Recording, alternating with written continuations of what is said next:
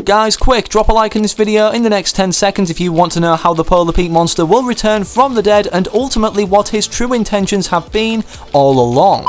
Do you want to be gifted a free skin from the item shop? Yes. Well, simply make sure you subscribe to the channel with the post notification bell turned on and comment your epic game ID down below, letting me know also what you'd like to receive in terms of a gift off me. We're also getting so close to 850,000 total subscribers, so everybody watching the video right now, if you're not subscribed, hit the big red button and you potentially could be that 850,000 subscriber. Want me to send even bigger and better things to more of you guys whilst also supporting me? Well, simply make sure to use code FriendlyMachine in the item shop. Let me know also in the comment section if you're rocking the code and your epic games ID, that way I can hook some of you guys up with some V-Bucks.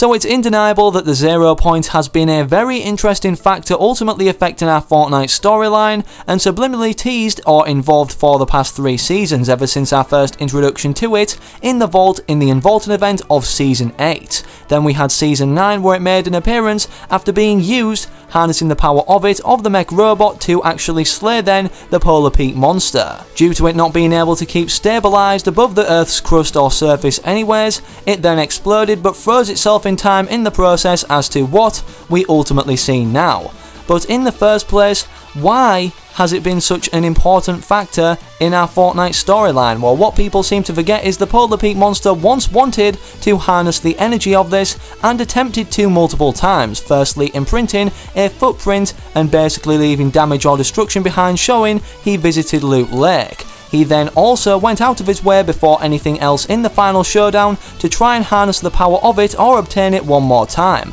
But ultimately, why did he want to do this and what did he want to accomplish? In today's video, we're not only going to be going over how it's very largely possible that the Polar Peak Monster will be returning from the dead to ultimately try and harness this energy once again, but also how the Fortnite puzzle actually teased this finale event, the end event of Season X, this entire time, which we got mixed up in referring us upon it revealing the fight between the Polar Peak Monster and the robot to be teasing the final showdown. Make sure you're sticking around and watching the full video today because everything I've got to mention, well, is very juicy. We have leaks from the files and a very viable theory, so let's get straight into it. So the first thing we're going to be getting into right now are the leaks ultimately pointing toward how not only this event is going to go down and where the countdown timer will be implemented in the upcoming 24 hours or 48 hours, but also how we know the Polar Peak Monster will no longer just be sitting skeletal remains. The first piece of information that you guys need to understand, ultimately showing us the initiation for this final event, which as you know will have reoccurring or multiple factors pulled from prior seasons during their live events, is well where the countdown timer will be implemented, as this ultimately is going to be counting down for something then to occur in this particular vicinity. And data miners actually managed to find, well, it will directly be above the fully constructed rocket. And we do not know as of yet if it's going to be a full 7-day countdown timer like the final showdown, or if it's going to be just a 1-day countdown timer like we saw for the Involted event. But it's safe to say, everybody's going to be talking about this on social media as soon as it's implemented, so if you're not able to hop on the game at the time anyways, or be lucky enough to see it in-game as soon as it's implemented, you guys will definitely know it's in-game. Another interesting thing about the screenshots I've been showing you from SheenaBR, a reliable leaker and data miner, is the fact, well, if we look in the top right hand corner, it seems that this game mode, the End, is going to be a 200 kill limit team rumble, just like we've seen for all prior live events, which ultimately backs up the fact that this is going to be directly involved in the live event and it's going to be happening soon, considering, well,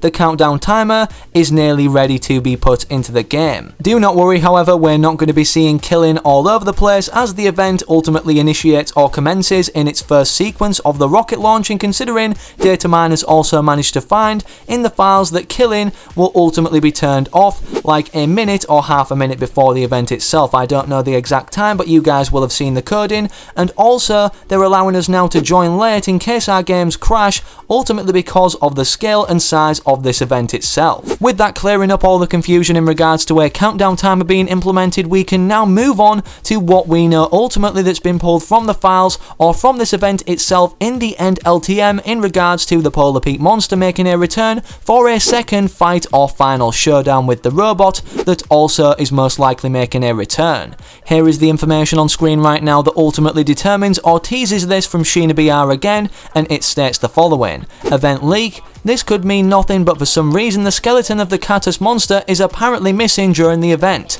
Does that mean there will be a second fight against Catus? And obviously his credentials are on screen to who found this. The most interesting thing that ultimately confirms this will be happening during the End LTM is the fact that he's only able to pull this asset into the game that's only applied in the End LTM itself, as we know he's entered it to ultimately confirm this, considering, well, we have the 200 kill limit Team Rumble in the corner again, which ultimately, as I previously mentioned, only is implemented for these live events, and all killing is then shut off for it to unfold for everybody to witness. Epic Games designed these live event LTMs like this, ultimately being Team Rumble with a raised kill limit, because of the fact, well, then people can respawn, and a 200 kill limit will take a long time for one team to achieve, ultimately then hopefully crossing when the live event starts, so all killing can be shut off, as these live event LTMs are implemented like an hour before the event actually happens, literally at the same time all the way around the world,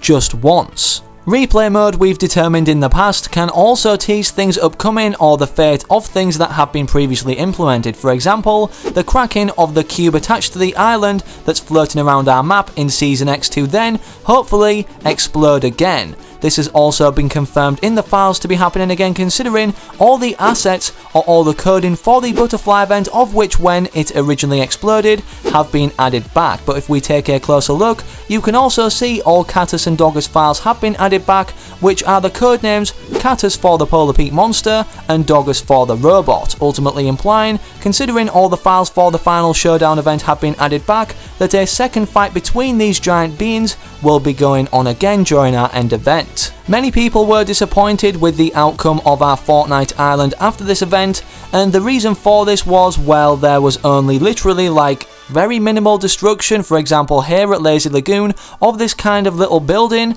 and this was because of the fact, well, this was around the time of the World Cup when the final showdown occurred, and because of this they couldn't make too many drastic map changes happen all at once during this event, considering, well, this would not be fair on the pros to then adjust to, considering what was at stake, also being like $3 million, one of the solos prizes. For this reason, with us not knowing where the robot actually fled to at the end of the final showdown, it's very likely that we're going to have some sort of conclusion to this, or some sort of second fight with the Polar Peak monster being revived through time, as we know this has happened, well, exactly with the floating island, as it exploded, met its demise, but seemingly has came back. Will this happen for the Polar Peak monster? Now that we've covered all the files that ultimately have surfaced recently determining the return of the Polar Peak monster and even the mecha robot, we can now go over our theory of the Fortnite puzzle upon its completion, pointing toward the end event and ultimately what will be going down this season in Season X, rather than pointing toward our Fortnite storyline as a whole leading up to the final showdown. As many of you will know by now, the theme of Season X is ultimately an out-of-time season, meaning that anything can come back from any time that's previously occurred in Fortnite. An example of this is the Frozen in Time Meteor, the Kevin the Cube floating island form that was involved in the Season 6 live event, and the rocket that launched at the Snobby Shores lair but in Season 4, but now is at Dusty Depot. With this said, and with these big factors teasing what's to come in the upcoming live event being a time twist or out of time occurrence, could the Fortnite puzzle, with the entire Fortnite storyline kinda described on it and some things that perhaps we still don't understand, be describing the end event, considering, well, anything or all prior live events that have unfolded could be making a reappearance? This is only one plausible theory as to why the Fortnite puzzle actually indicates what's going to be going down during the end event. This next one will ultimately shock you, considering,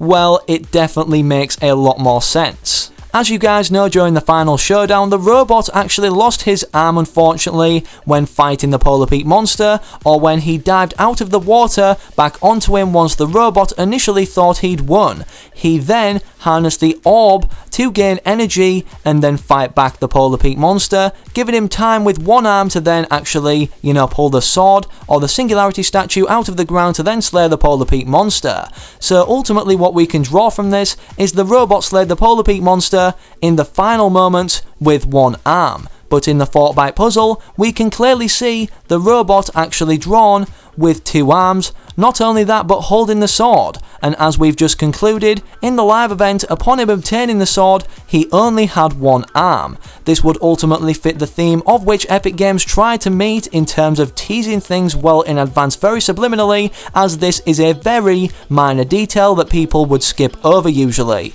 But considering it's being brought to light, again linked in with this subliminal messaging that Epic Games usually implement throughout things that they add to the game, does this mean that the final showdown V2 or the end event will ultimately be this, as described or drawn by Jonesy in the Fortnite puzzle? Not only does this seem kind of liable what I just mentioned, but it ultimately makes more sense considering how did Bunker Jonesy know that the final showdown would be commencing, or what the robot upon its full construction or the Polar Peak monster would look like before they initially made their first appearance. This doesn't make sense and ultimately points towards as well the fact that he could have seen into the future at some point through some interdimensional time travel of some sort what the end of our island will ultimately look like, and was trying to warn us of this next event after the final showdown all along. Anyways, with that said, I'll let you guys come to your own conclusions based off all the information I presented in this video, and if you enjoyed, make sure to slap a like on it.